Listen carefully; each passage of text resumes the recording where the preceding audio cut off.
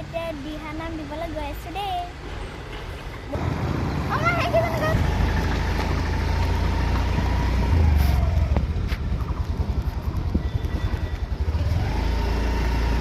এয়া পামগৈ আৰু অলপ আছে দেই, চাব আপোনালোকে। আমাৰ ঘৰৰ পৰা 5 মিনিটমান হ'ব নেকি ন? এয়া পাই গ'লোহি।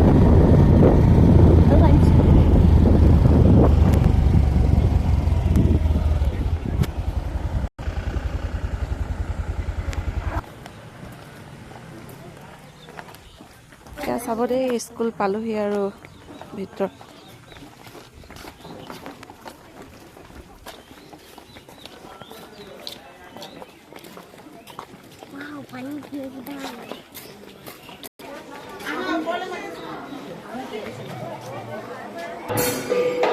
এয়া চাব দেই, আমাৰ ছাৰহঁতে প্ৰেক্টিচ কৰি আছে।